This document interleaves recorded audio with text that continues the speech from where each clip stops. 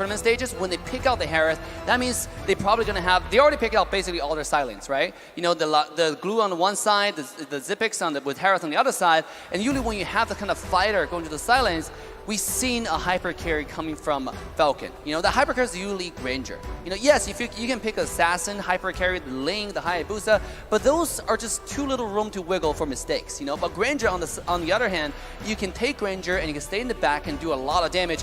And the Falcon, by the way, Naomi get a lot of vision usually when he played the support. Like I said, he likes to play aggressive. You saw how mechanically godly this guy is on all kinds of different characters. So Granger this game make a lot of sense, and that's why I said it. But is it this early prioritized? I don't know. I think the biggest problem I felt from the side of Falcon is that, yes, they pick up the Granger. I think that's, well, that's nice and dandy.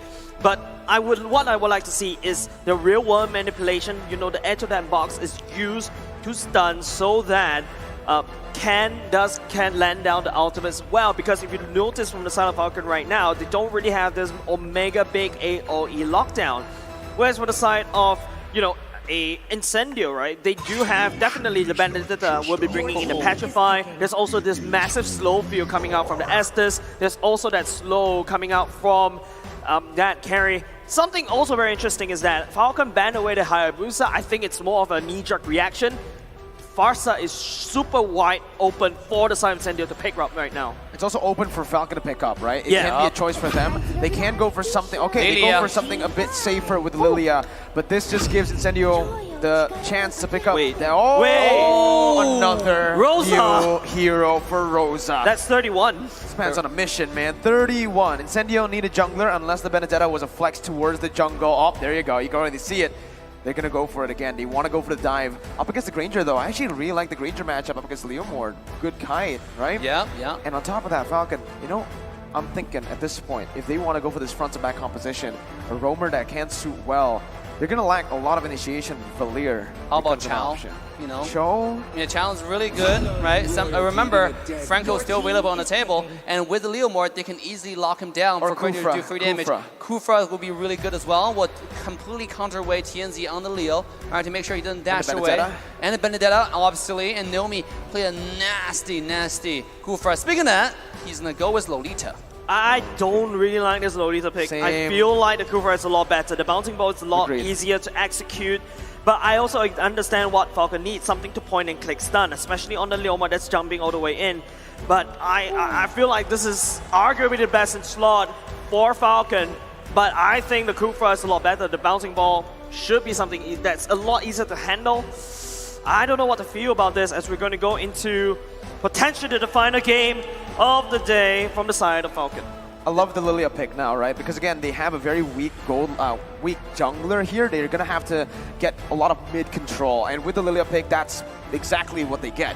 Mid control gonna be in favor of the Burmese here, and we'll see based on the drafts, because the Granger is gonna be the key factor if they win or even if they lose. And ladies and gentlemen, this game stake cannot be any higher. In the crowd, let me hear your support for your team. Ladies and gentlemen, we're going to go into the final game, potentially, for the side of Falcon. Incendio has been reigning supreme for the past 2 games in a row. Looking to replicate that once again in game number 4. Okay, let's take a look at it again, right? Ken, does he go for a killing spree? I do believe he, okay, it's a killing spree emblem for Ken. Again, just very standard emblems here for both of the teams, you can already see. But Yellow Flash is still opting to go for the sprint on that glue. No flicker, not even the vengeance that, you know, we usually see. So Justin also is opting to go for that. Oh, the wombo combo. Here we go, Power might be in trouble. And sure enough, the first blood going to Falcon. This is the 4th game in a row. Okay, some struggle signs, fight life signs happening for the side of Falcon. That is a good kill given over to Ken, and that's the power of the Granger in the early game. But when you go towards the later part of the game, the Rosa would definitely have enough items to burst down any single target from the side of Falcon, and it's so much easier for TNZ to follow up with the Phantom Steed. That's going to be really tough, I agree, right? Who can actually get to the Granger? It's just the Kagura that I can really think of, and the Benedetta technically with the final blow, right? Oh, here we go! The stun comes in into the skill 1, and this is the Ken! Finding Death Sonata, finding another kill into the jungler of Incendio! Falcon fights back in game 4! threading the needle. Good positioning by Ken to find that Death Sonata just in between the members there. And you can see already they're trying to put Ken into a position where he can get the most gold here. Already taking a few hits on to the turret gold and even picking up that gold buff. So the snowball is already ready for Falcon right now. 1,000 gold lead and 2 kills onto Granger. That's a very early game gold lead, right? And not only just that, it is also Yellow Flash doing a tremendous job in making sure that someone stays still for Ken to land that ultimate. So remember what I said, I need Falcon to have a hard CC. Well, technically speaking, Yellow Flash, that is also kind of like a hard CC. I like what you said regarding glue, is making sure they're staying still. That's exactly what glue does, right? It fits the name, fits the character, and that's the playstyle for Falcon. I mean, they play Granger like no other team, right? Because right now, this meta is heavily assassin focused, sometimes the tank jungle, both are viable. Falcon plays Granger like just a different, like last season, like M3. You know, they play the Granger is still the most meta character in the game right now. Here we go. Speaking of that, Naomi coming in with the stun. Death Sonata finding a lot of damage. Rosa, beautiful dash to dodge away from the damage. If it goes like this, you can already see it just now in the item check.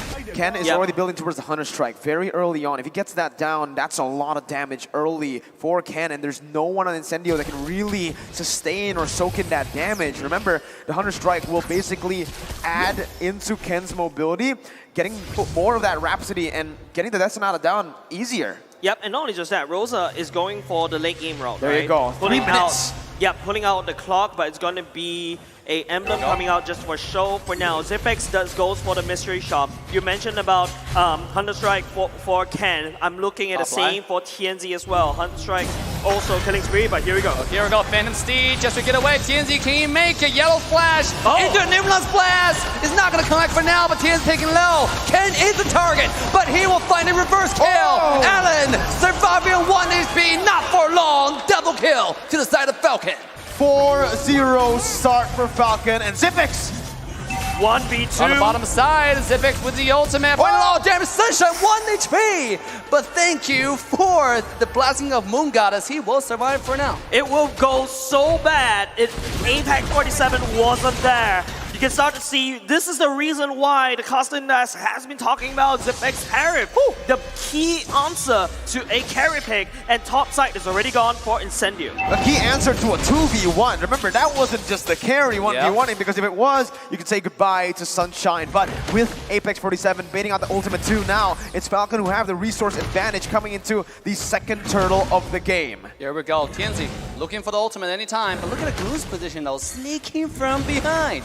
Quietly and softly, you know, like a Glue, you know, pretty noiseless, right? Pretty quiet. And here we go, the stun comes in, TNZ will have to dash away. The Phantom Steed comes out, looking for the damage, but will have to dash away for now. And the Falcon one more time. Wait! What is the turtle? What is going on? Rosa will steal the stuff away. And now, Mega Kill goes to Granger. Falcon looking to retaliate, finding anything they can. TNZ finding the kill.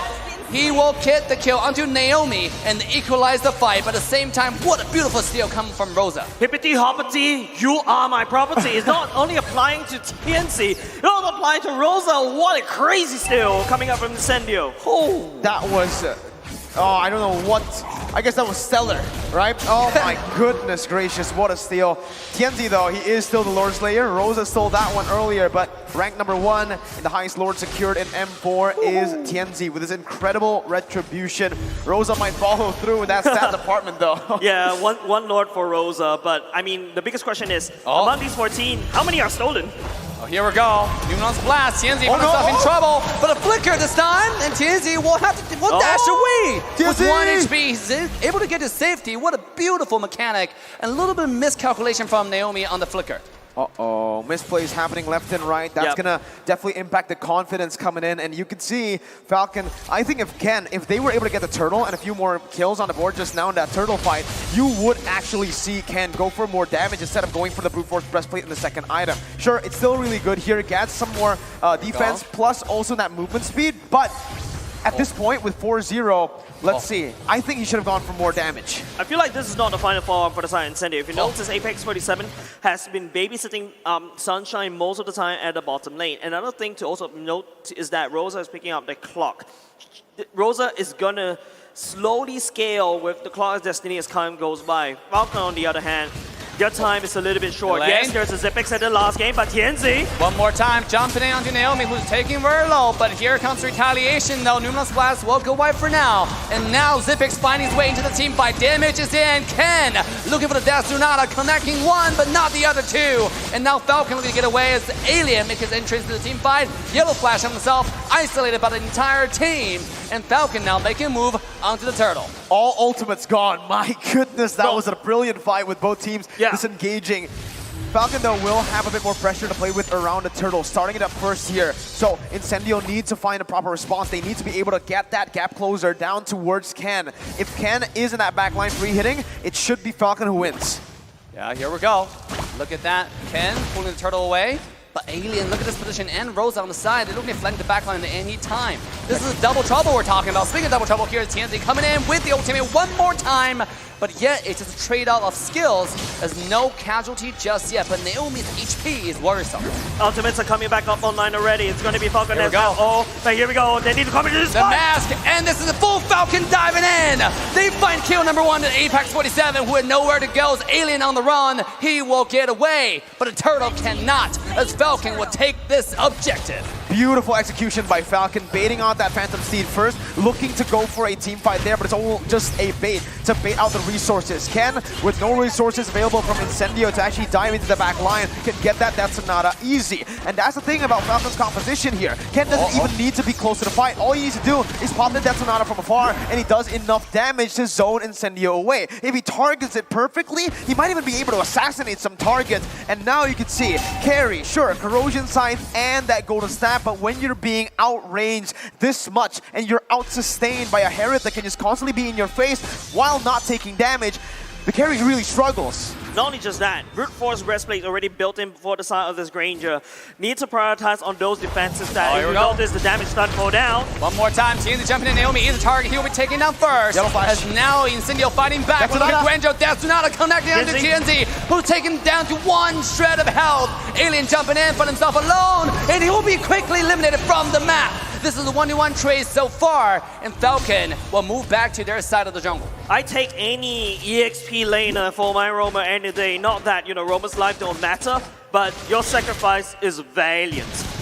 Very value. 0-2-0 Alien though, in terms of gold, not too value, but in terms of pressure on the map and getting Yellow Flash to a point where he's gonna be ahead of Alien, very, very value. Now, Incendio, I think you're really starting to see that mid-game power spike for Apex 47. He's getting a lot of the healing done and sometimes even out-healing the damage coming from Falcon. So this is where Falcon really needs to allocate their damage properly. If they don't target the right targets. Bottom side, Solo kill! the one-on-one! And Falcon take down the Supreme. Beautiful job from the Granger. Revenge from game 2. I feel like Falcon finally realized the way to counter the Leomord is in that Granger. Whenever that Leomord is charging towards you, he has to run in a straight line, and that's where you can land all your Rhapsody. You can land down, and that's MSCA modes. You can also land down your Death Sonata as well. It's going so well for Falcon, but at the same time, Falcon is on a timer. They need to end the game very quickly, and they know it. They're taking down turrets for now, and they're taking the First Lord. Incendio is really struggling to find, a proper engage to lock down that back line because of how good Falcon's front to back really is. You can see here, TNC gets the Retribution down, secures the purple buff. But with the Lord marching, Falcon just wanted to actually, bait out the Retribution, use it to siege more turrets here. Alien's doing a very good job at actually clearing out that top lane. And Falcon, they're forced to group up with the team. That's how the composition is made for, right? What the composition was made for. Guys, I haven't said Necklace of Durance for a long time. One more time. It is, the Death Tsunada connecting. As devastation, disaster still for the side of Incendio. Falcon take the tower and kill as dessert. Good wave manipulation. Now it's a slow push in that bottom lane. Bottom Yellow Flash side. jumping in. Oh, Yellow Flash finding a split. Is it going to jump in? Not yet. The objective's pretty clear. They got a bottom high ground tower. And now it's Ken finding the poke, just a little bit of naughty in the base before they move on to the second high ground tower. The first one has already gone down. Falcon is controlling this map. I like the fact that Ken, usually when he plays his Granger, he uses the Detonata to just poke as well, right? Not just dealing damage, but here in this case, there's no reason to poke with the SS on the enemy team. He holds on to that to actually execute the enemy members when they get back towards Apex 47, which is brilliant. I think the most important thing about from side Falcon, yes, that's a concealed play by Naomi, trying to look for some form of pickup right there. The mid lane turret is slowly crashing in. Yellow flash, creating a lot of space for Falcon to basically allow them to take the mid lane, but same thing. I like the itemization coming up from Justin, but Frienzi. This is brutal. TNZ jumping in, found himself on the glue, but you know, that's not a target you really want to go to, and TNZ was like, ew, this is too ugly. He walked away. So I like that, right? He just looks at glue, nah, you're ugly. I'm gonna run back on my horse to get away as fast as possible, man. But this composition for Falcon, it's built to siege. You can see so much zoning, so much range. Incendio, how do they even look for a fight here? The poke comes in. The Death Tsunada comes out, just a little bit of damage. Alien found himself isolated, has to dash away, but the last remaining tower will be taken out. Falcon looking to end the game and take us to game 5. Here we go. A little bit more poke. All right, they back away. I feel like Falcon is not respecting the damage coming out from Rosa. Usually in my ranked games, I don't know. I don't know whether to compare my ranked games and M4, but usually when you see a Kagura Umbrella, you stay the hell away from it. But Falcon, they ignore it. They know the Rosa doesn't really have that much damage as of now, and they're taking advantage of that. Exactly, I'll tell you why. It's just no damage, because if you look at the itemization from Falcon, there's not even a lot of magical defense, right? There's just one Athena there for Naomi, but if you look at the Kakura, just no damage. Genius Wand and the Clock of Destiny is all he has. Yeah, no damage gaming is not the word I want to describe Team Falcon. They're packed with damage. Alien will have to get away, but Yellow Flash in the front, split. Can't quite find the target just yet. And now they will move away, but remember, the Enhanced Lord is already born onto the Land of Dawn. It's Falcon making the move. Lots of ultimates already being expended by both of these two teams. Falcon does have the Lord advantage for now. This is going to be how Apex with Zipix standing down. Oh, here we go. Zipix, the only people away. They find a Leo. They have the Super Sense. No, Leo is trying to steal the Lord away. Remember, this guy is the #1 Lord slaying on the map. You gotta respect the number, because that doesn't lie. Here we go, though. Monster kill goes on Ken. Falcon is unstoppable, and now they're gonna take on the Lord to solidify the control over this game. And speaking of that, in the mid lane is Alien is TNZ being taken down. 10,000 gold lead, and it just seems like we are gonna get that final game in the series. Now Sunshine zoned away. Oh no, he's out of the base. Oh, Sunshine. Wrong way. That's not where you should go home. Oh, here comes Numerous Blast connecting onto one. The Death Tsunada will find the kill. As Falcon claim the base. Ladies and gentlemen, we're going to a game 5. Well, ladies and gentlemen, the fans asked for it. We're going to go into game number 5. It is Incendio pulling out the Ube strat, which Falcon extremely knows how to handle. And surprisingly, they're allowing Falcon to just take it away. What an incredible draft from Falcon Esports in game number 4. We saw an incredible draft from